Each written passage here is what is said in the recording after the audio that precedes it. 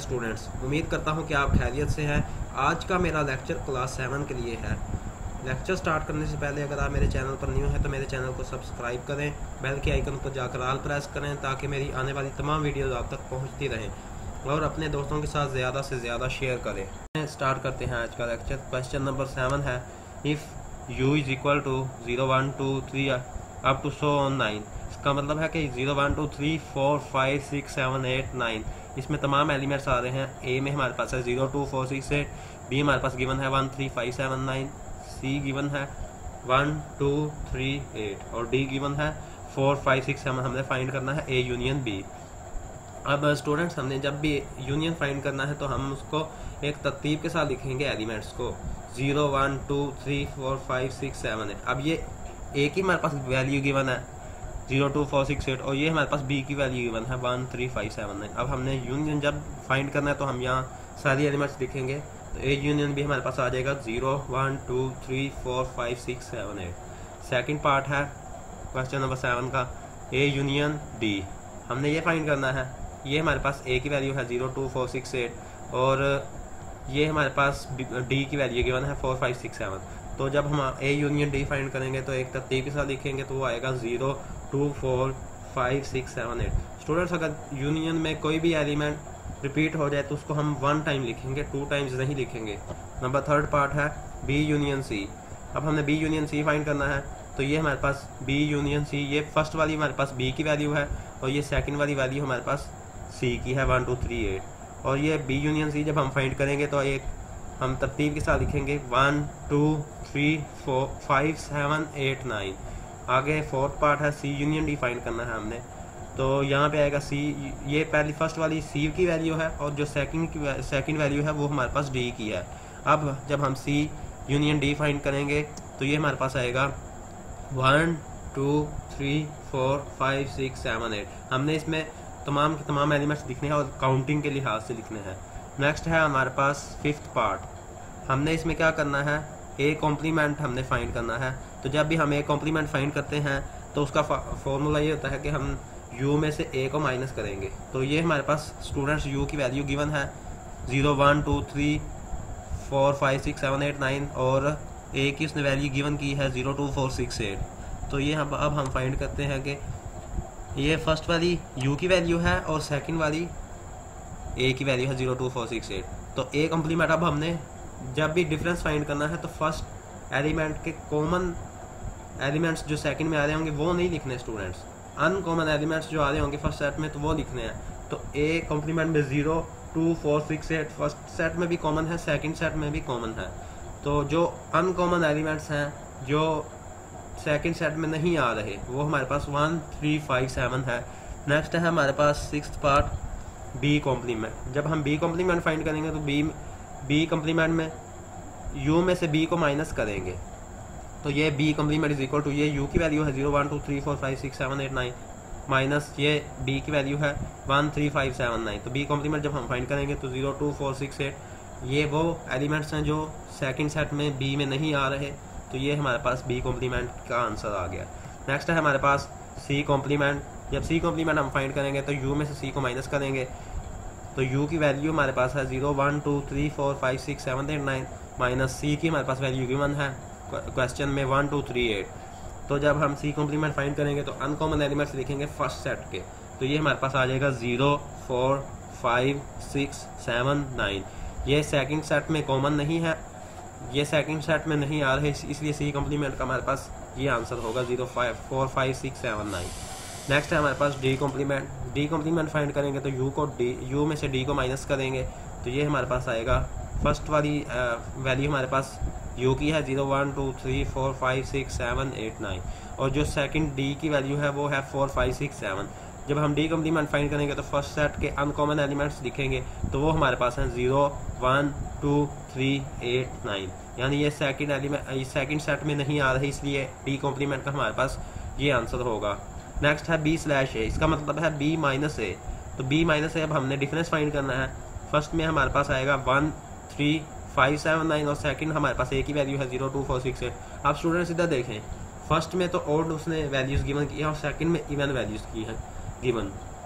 तो जब भी हम डिफरेंस फाइंड करेंगे तो इवन वैल्यूज ही आएंगे, क्योंकि वो हमारे पास ऑड वैल्यूज आएंगी, क्योंकि हमारे पास सेकंड सेट में इवन गिवन है, फर्स्ट सेट हमने देखना है तो उसमें ऑड वैल्यूज आ रही हैं। तो b माइनस ए, b डिफरेंस ए हमारे पास आ जाएगा 1 3 5 7 9। आगे d डिफरेंस सी, d स्लैश सी इसका मतलब d डिफरेंस सी, इसको d माइनस सी भी लिखते हैं। d माइनस सी फर्स्ट वाली वैल्यू d की है 4 5 6 7 और सेकंड जो हमारे पास वैल्यू है वो 1 2 3 8। तो इसमें d माइनस सी में 4 5 6 7 आ जाएगी। फर्स्ट सेट के एलिमेंट्स तमाम के तमाम आ जाएंगे, क्योंकि हमारे पास सेकंड जो सेट है उसमें 4 5 6 7 मौजूद नहीं है। नेक्स्ट 11 क्वेश्चन नंबर 8 है। स्टूडेंट्स अगर आपको क्वेश्चन नंबर 7 में कोई प्रॉब्लम हो आप कमेंट में मेरे से पूछ सकते हैं। क्वेश्चन नंबर 8 है next. If a is equal to a की वैल्यू हमारे पास गिवन है 0 2 4 6 8, b की वैल्यू भी हमारे पास गिवन है 1 3 5 7 9, फाइंड a यूनियन b। अब फिर उसने कहा a यूनियन b फाइंड करना है। तो ये a यूनियन b हम जब फाइंड करेंगे, फर्स्ट वाली हमारे पास वैल्यू 0 2 4 6 8 a की वैल्यू है और यूनियन b की वैल्यू हमारे पास है 1 3 5 7 9। तो जब हम यूनियन फाइंड करेंगे तो 0 1 2 3 4 5 6 7 8 9 आल के आल एलिमेंट्स हम इसको सेट में लिखेंगे। आगे इंटरसेक्शन भी। स्टूडेंट्स जब हम इंटरसेक्शन फाइंड करते हैं तो दोनों सेट्स के कॉमन एलिमेंट्स देखते हैं। अब हम इसे फाइंड करते हैं। a इंटरसेक्शन b, फर्स्ट वाली हमारे पास 0 2 4 6 8 ये इवन में आ रही है a की वैल्यू, और जो b की वैल्यू उसने और में गिवन किया है 1 3 5 7 9। तो जब हम इंटरसेक्शन फाइंड करेंगे तो कोई कॉमन एलिमेंट ही नहीं है, तो ये हमारे पास सिर्फ और सिर्फ एम्प्टी सेट आएगा, ओनली एम्प्टी सेट आएगा हमारे पास सेकंड पार्ट में। आगे थर्ड पार्ट है a स्लैश b, इसका मतलब है a difference b, a minus b। तो जब हम डिफरेंस फाइंड करते हैं तो फर्स्ट एलिमेंट के अनकॉमन एलिमेंट्स लिखते हैं। ये a माइनस b फर्स्ट वाली वैल्यू a की है 0 2 4 6 8 और सेकंड वाली वैल्यू हमारे पास 1 3 5 7 9, ये उसने b की गिवन की है क्वेश्चन 8 में। तो ये a माइनस b हमने फाइंड किया, तो फर्स्ट वाली हमारे पास इवन वैल्यूज आ रही थी, तो आंसर भी हमारे पास 0 2 4 6 8 आएगा, क्योंकि सेकंड जो सेट हमारे पास गिवन है वो है हमारे पास और में, इसलिए हमारे पास फर्स्ट वाला सेट ही आ जाएगा, क्योंकि ये अनकॉमन एलिमेंट्स हैं। नेक्स्ट हमारे पास है fourth part b slash a, इसका मतलब है b माइनस a, ये फर्स्ट वाली जो ऑड वाली वैल्यू गिवन है 1 3 5 7 9 ये b की है, और नेक्स्ट जो वैल्यू है 0 2 4 6 8 ये इवन में गिवन है a की। तो ये हमारे पास जब भी हम डिफरेंस फाइंड करेंगे तो ये हमारे पास डेफिनेटली ऑड वैल्यूज आएंगी, क्योंकि फर्स्ट में हमारे पास ऑड वैल्यूज हैं, सेकंड में हमारे पास इवन है, इसलिए फर्स्ट सेट के आल एलिमेंट्स आ जाएंगे, क्योंकि ये अनकॉमन है, कॉमन नहीं है सेकंड में। स्टूडेंट अगर आपको क्वेश्चन नंबर 8 में कोई प्रॉब्लम हो आप मेरे से कमेंट में पूछ सकते हैं। नेक्स्ट क्वेश्चन है question number 9। If a is equal to a b c d e, उसने a गिवन किया है, b भी गिवन किया है, b e g l k। Find हमने क्या करना है a स्लैश b, यानी a माइनस b हमने फाइंड करना है, डिफरेंस हमने फाइंड करना है। तो ये आएगा a माइनस b, फर्स्ट वाली जो वैल्यू है ये हमारे पास a की है, और जो सेकंड वाली वैल्यू है b e g l k ये हमारे पास b की है। तो a minus b a c d हमारे पास आ जाएगा, क्योंकि ये हमारे पास सेकंड सेट b में कॉमन नहीं है, ये अनकॉमन एलिमेंट्स हैं फर्स्ट सेट के, इसलिए हमारे पास ये आंसर आ गया a c d। Second part है b स्लैश a, इसका मतलब b डिफरेंस है, b माइनस a, b की हमारे पास वैल्यू गिवन है b e g l k, और a की भी हमारे पास वैल्यू गिवन है a b c d e। तो जो b माइनस a आएगा तो g l के ये हमारे पास अनकॉमन एलिमेंट्स हैं फर्स्ट सेट में जो आ रहे हैं, ये सेकंड सेट में एलिमेंट्स गिवन नहीं है, इसलिए हमारे पास b माइनस a का ये b डिफरेंस a का हमारे पास ये आंसर आ गया g l के। स्टूडेंट अगर आपको क्वेश्चन नंबर 9 में कोई प्रॉब्लम हो तो आप मेरे से कमेंट में पूछ सकते हैं। आगे हमने फाइंड करना है क्वेश्चन नंबर 10 में universal set. If a is equal to 1 3 5 7 9 and a complement is equal to 4 5 6 7 12। We know that to find, हम जानते हैं कि जब हम यूनिवर्सल सेट फाइंड करते हैं we have u is equal to a union a complement. अब हमारे पास a की वैल्यू भी गिवन है, a कॉम्प्लीमेंट की वैल्यू भी गिवन है, हमने यूनिवर्सल सेट फाइंड करना है। तो ये हमारे पास आएगा u is equal to first वाली जो वैल्यू है 1 3 5 7 9 ये हमें गिवन है a की, और जो सेकंड वैल्यू है 4 5 6 7 12 ये भी हमारे पास गिवन है a कॉम्प्लीमेंट की। तो ये हमारे पास u की वैल्यू आएगी 1 3 4 5 6 7 9 12। अगर स्टूडेंट्स कोई एलिमेंट 2 टाइम्स रिपीट हो जाए तो हम उसको 1 टाइम लिखेंगे। आप ये मिस्टेक ना कर देना कि आप डबल 5 को 2 टाइम्स लिख देना, क्योंकि वो रिपीट हो रहे हैं। 5 ए में भी रिपीट हो रहा है, ए कॉम्प्लीमेंट में भी, ये 1 टाइम आएगा। नेक्स्ट क्वेश्चन है question number 11। If a is equal to 1 3 5 7 9, उसने a गिवन किया है, बी भी गिवन किया है 2 4 6 8 10 and C is equal to 3 6 12 18 21। Then prove the commutative property of sets. Students अब ये देखें, उसने कम्यूटेटिव प्रॉपर्टी का कि हमने फाइंड करनी है, प्रूव करनी है। तो फर्स्ट में हम फाइंड करेंगे ए इंटरसेक्शन बी और बी इंटरसेक्शन है, फर्स्ट में ये फाइंड करेंगे। तो इसको फाइंड करते हैं हम। A intersection B is equal to, ये फर्स्ट वाली जो वैल्यू है 1 3 5 7 ये उसने गिवन की है ए की, और जो इंटरसेक्शन सेकंड है वो हमारे पास गिवन है 2 4 6 8 10। तो ए इंटरसेक्शन भी हमारे पास एम्प्टी सेट आएगा क्योंकि फर्स्ट वाली हमारे पास वैल्यू ऑड में है और सेकंड वाली वैल्यू इवन में है, तो ये हमारे पास आ जाएगा एम्प्टी सेट। नेक्स्ट है बी इंटरसेक्शन है। फर्स्ट वाली उसने बी की वैल्यू गिवन की है इवन नंबर में 2 4 6 8 10 इंटरसेक्शन, और ए की वैल्यू उसने गिवन की है ऑड नंबर्स में 1 3 5 7 9। तो जो बी इंटरसेक्शन ए आएगा वो हमारे पास एम्प्टी सेट आएगा। फिर हम लिखेंगे यहाँ पे hence A intersection B intersection A के बराबर है। अब सेकंड हमने फाइंड करना है B intersection C is equal to C intersection B. अब हमने फर्स्ट टू तो प्रूव कर ली है, A intersection B is equal to B intersection है। अब हमने सेकंड और थर्ड को प्रूव करना है B intersection C is equal to C intersection B. तो ये हम फाइंड करते हैं B intersection C is equal to, first value B की वैल्यू है जो इवन में दी है 2 4 6 8 10 इंटरसेक्शन। नेक्स्ट है 3 6 12 18 21, ये हमारे पास बी की वैल्यू गिवन है। तो बी इंटरसेक्शन सी हमारे पास 6 आएगा क्योंकि फर्स्ट में भी और सेकंड में भी 6 एलिमेंट सिर्फ है जो कॉमन आ रहा है दोनों सेट्स में। नेक्स्ट है सी इंटरसेक्शन भी हमने फाइंड करना है सेकंड में, तो ये हमारे पास आएगा सी, फर्स्ट वाली सी की वैल्यू है 3 6 12 18 21। इंटरसेक्शन हमारे पास बी की वैल्यू गिवन है 2 4 6 8 10, तो इसमें भी हमारे पास 6 ही आएगा क्योंकि 6 कॉमन एलिमेंट आ रहे हैं दोनों सेट्स में। तो अब हम एंड पे लिखेंगे hence B intersection C intersection B, ये दोनों आपस में बराबर है। अब हमने थर्ड में फर्स्ट और थर्ड को प्रूव करना है A intersection C is equal to C intersection A. अब हमने ये प्रूव करना है, तो ये हम प्रूव करते हैं। ए इंटरसेक्शन सी पहले प्रूव करेंगे, ए की हमारे पास वैल्यू गिवन है 1 3 5 7 9, और बी की वैल्यू हमारे सी की वैल्यू हमारे पास गिवन है 3 6 12 18 21। तो इसमें सिर्फ और सिर्फ 3 आएगा क्योंकि दोनों सेट्स में जो कॉमन एलिमेंट्स हैं वो सिर्फ और सिर्फ 3 है, ओनली 3।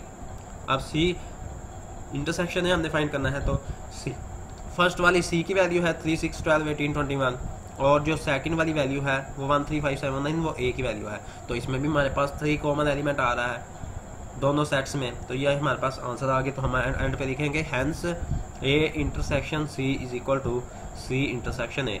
हमने ये तीनों प्रूव कर ली स्टूडेंट्स, ये तीनों प्रूव करनी है आपने कम्यूटेटिव प्रॉपर्टी में। नेक्स्ट क्वेश्चन 12 है if A is equal to 3 6 9 12 15। उसने ये मल्टीपल दिए हैं 3 के ए में, और बी में उसने दिए हैं 4 के मल्टीपल 4 8 12 16 20, और सी उसने दिया है 5 के multiple 5 10 15 20। Prove associative property of union of sets. अब हमने union of sets associative property find करनी है यूनियन ऑफ सेट्स की। Associative property of union of sets, जो एसोसिएटिव ऑफ प्रॉपर्टी है यूनियन ऑफ सेट्स की वो ये है A union bracket B union C is equal to A union B bracket union C. हमने लेफ्ट हैंड साइड लेना है A union B union C. अब ये जो ब्रैकेट्स वाली है ना स्टूडेंट्स, ये वाली हम पहले इसको सॉल्व करेंगे ताकि हमें इजीली आगे सॉल्व कर सके A union B union C को। तो ये बी यूनियन सी पहले फाइंड करते हैं। बी की वैल्यू उसने गिवन की है 4 के मल्टीपल्स 4 8 12 16 20, और ए की उसने गिवन सी की उसने गिवन की है 5 10 15 20। तो ये बी यूनियन सी हमारे पास आ जाएगा। यूनियन में तो सारे एलिमेंट्स आते हैं 4 5 8 10 12 15 16 20, ये सारे के सारे एलिमेंट्स आ गए। अब हमने ए यूनियन बी नाउ अब A union B union C हमने फाइंड करना है। ए की हमारे पास वैल्यू गिवन है 3 6 9 12 15, और ये बी यूनियन सी अब अभी हमने फाइंड किया है 4 5 8 10 12 15 16 20। तो ये हमारे पास A union B union C की वैल्यू आ गई 3 4 5 6 8 9 10 12 15 16 20। ये हमारे पास A union B union C यानी लेफ्ट हैंड साइड आ गई। अब हम राइट हैंड साइड प्रूव करेंगे A union B union C. सबसे पहले तो हम ये ब्रैकेट्स वाली पहले सॉल्व करेंगे ए यूनियन बी, ताकि हम इजीली सॉल्व कर सके एंड पे A union B union C को इजीली हम उसकी वैल्यू फाइंड कर सके। तो ए यूनियन बी फाइंड करते हैं। ए की उसने वैल्यू 3 की मल्टीपल्स गिवन किए हैं, और बी की वैल्यू उसने 4 के मल्टीपल्स गिवन किए हैं। तो ए यूनियन बी हमारे पास आ गया है 3 4 6 8 9 12 15 16 20। हमने एक तरतीब के साथ लिखना है काउंटिंग के लिहाज से। तो ये ए यूनियन बी की हमारे पास वैल्यू आ गई। नाउ अब A union B union C, A union B की वैल्यू ये हमारे पास आ गई 3 4 6 8 9 12 15 16 20, तो ये हमने लिख दिया।